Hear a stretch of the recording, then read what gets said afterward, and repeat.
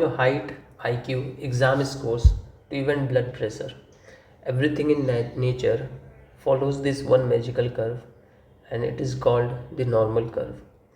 And it literally defines what's normal in life. So, hello everyone, and welcome to Tathyam. So, without further ado, let's jump straight into the topic. ठीक है, तो this is called normal curve और normal distribution और Gaussian distribution. Gaussian distribution, okay. तो क्या है ये? So it is a bell shaped curve. Normal distribution is a bell shaped curve that shows how data is distributed.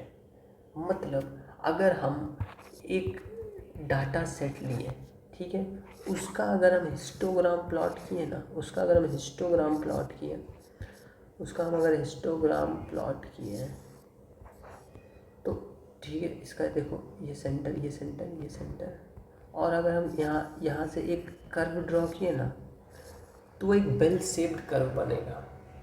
मतलब ये जो bell shaped curve है ना, ये कुछ नहीं, एक हिस्टोग्राम का डिस्ट्रीब्यूशन है.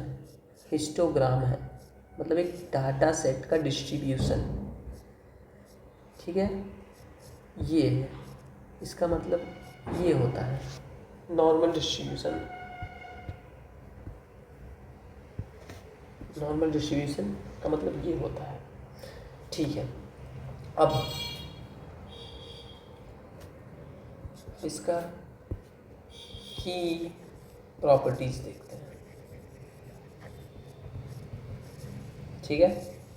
की प्रॉपर्टीज इसका देखते हैं. तो इसका जो शेप होगा ना, shape is perfectly symmetrical. Perfectly symmetrical shape होगा इसका. मतलब सेंटर के इधर और सेंटर के इधर सेम सिमिलर शेप होगा, इक्वल शेप होगा, ठीक है. मिरर इमेज होगा, ठीक है. अब इसका mean is equals to median is equals to mode होता है, ठीक है. ये नॉर्मल कर्व है ना, इसका जो सेंटर है यहाँ पे, ये होगा मीन, ठीक है, और यही होगा मीडियन और यही होगा मोड. ये प्रॉपर्टी है इसका. विजुअलाइज करने के लिए देखो, ये डिस्ट्रीब्यूशन है, ठीक है, हिस्टोग्राम है, ठीक है. अब देखो ना, ये अगर मिरर इमेज है सेंटर के बाद, मतलब इधर जिस हिसाब से डाटा डिस्ट्रीब्यूटेड होगा उतना ही डिस्ट्रीब्यूशन इधर होगा. मतलब ये सेंटर में होगा, ठीक है, मिडिल वैल्यू होगा, हो गया मीडियन, ठीक है. अब देखो ये जो बार है ये सबसे ऊंचा है. मतलब ये जो डाटा का रेंज को बिन बोलते हैं ना, तो जो बिन को वो ये रिप्रेजेंट कर रहा है. बिन मतलब एक रेंज ऑफ डाटा, ठीक है, एक रेंज ऑफ डाटा को जो रिप्रेजेंट कर रहा है वो उसका फ्रीक्वेंसी मैक्सिमम है, ठीक है. अगर तुम लोगों को कुछ डाउट हो रहा है then you can look into the last lectures in histogram. उससे तुम लोग रिलेट कर पाओगे, ठीक है. तो ये मोस्ट फ्रीक्वेंट हो रहा है और मोड का मतलब ही वही हुआ मोस्ट फ्रीक्वेंट. तो यही हो गया मेरा मोड. और अगर तुम ये डाटा सेट का मीन निकालोगे तो मीन भी यही निकलेगा, ओके. अब टोटल एरिया अंडर कर्व जो है ना वो होगा 100% या फिर 1. इसका मतलब हुआ कि जितना भी पॉसिबल आउटकम्स है ना, जितना पॉसिबल आउटकम है इज रिप्रेजेंटेड बाय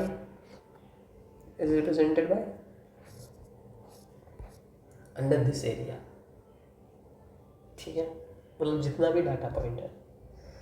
ओके, अब और इसका है कि मोस्ट वैल्यूज़ जो है ना वो लाई करेंगे, most values will lie near the average और मीन।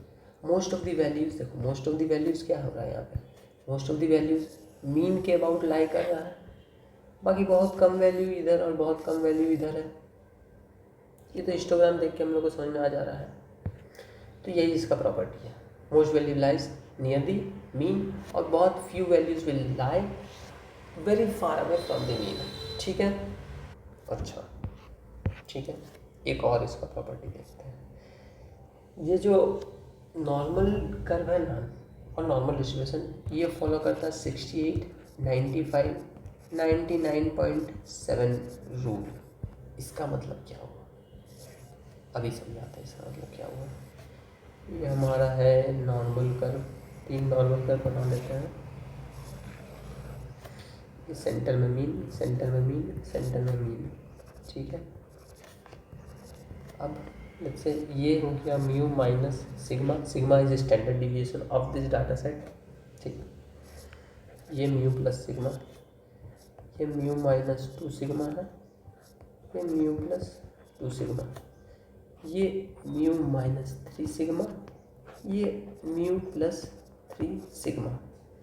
अब ये जो 68, 95, 97 रूल ये कहता है कि 68% ऑफ द डाटा सेट ना will lie in the range mu plus minus sigma. ठीक है, 68% of the data points data will lie in this range. Okay, अब 95% of the data will lie in this range mu plus minus 2 sigma, और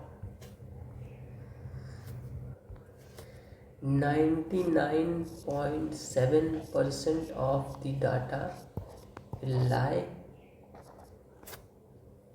99.7% of the data will lie in this range mu plus minus 3 sigma। ठीक है, तो इतना तो clear हो गया। अब इसका मैथमेटिकल फार्मूला देख लो। This is the mathematical formula. बहुत डीप हम लोग नहीं जाएंगे मैथमेटिकल फार्मूला में।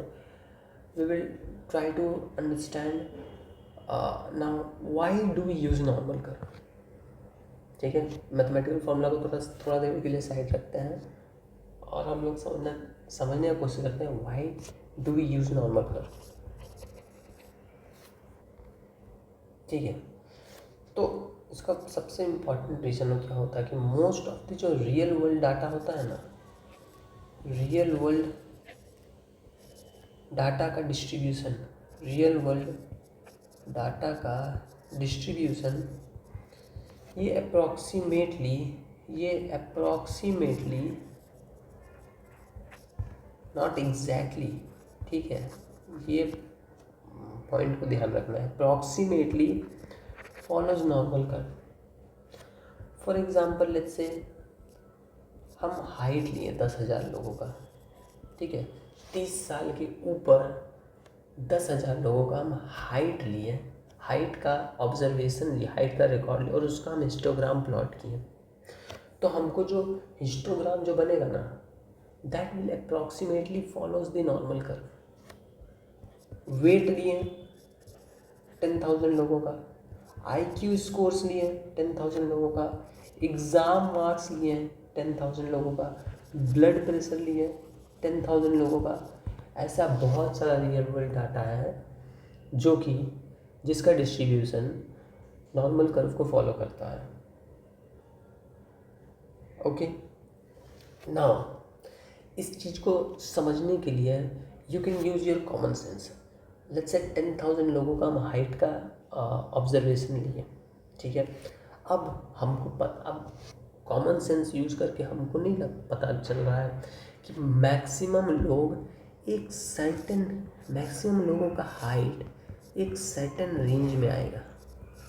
मैक्सिमम लोगों का हाइट एक सर्टेन रेंज में आएगा और बहुत कम ही ऐसा लोग होगा जिसका हाइट नॉर्मल से ज़्यादा है। नॉर्मल से ज़्यादा मतलब 6.5 फीट, 6.5 फीट से ज़्यादा, 7 फीट, 7.5 फीट, बहुत कम लोग होगा।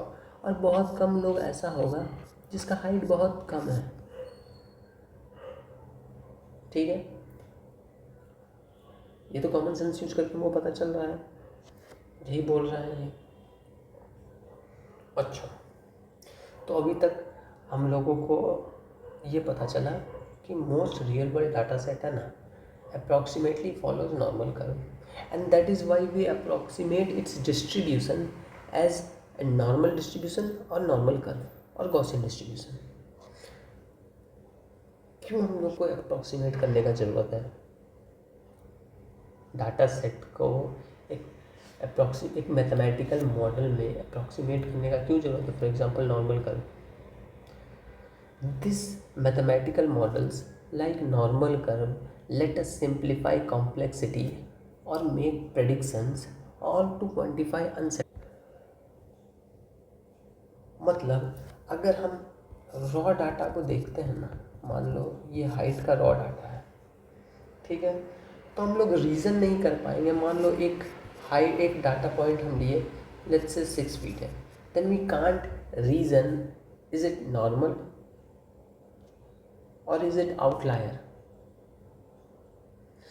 ठीक है। अगर हमें वही इसका अगर मैं डिस्ट्रीब्यूशन प्लॉट किया then we can reason it. अगर कोई डाटा पॉइंट है we can reason it, no it is outlier or it is normal, ठीक है। अब मान लो हमको एक हाइट मिला, लेट्स से 7 फीट, एक डाटा पॉइंट मिला 7 फीट। अब हमको प्रिडिक्ट करना है कि ये कितना परसेंटाइल में आ रहा है और हाउ लाइकली और unlikely this data point is, then we can't do it by simply looking at the raw data। और नॉर्मल डिस्ट्रीब्यूशन से हम लोग को देख के पता चलता है, अगर नॉर्मल डिस्ट्रीब्यूशन है ना, मतलब इधर आउटलायर है इधर आउटलायर है, ठीक है, हम लोग को आउटलायर के बारे में पता चल जाता है नॉर्मल डिस्ट्रीब्यूशन कर्व से। So these are some of the few reasons why we approximate data set as a normal curve, and there are so many other reasons which we will learn in the forthcoming lectures. So yeah, this is it for today. If you have any doubt you can leave a comment and we will meet in the next video. So yeah, thank you.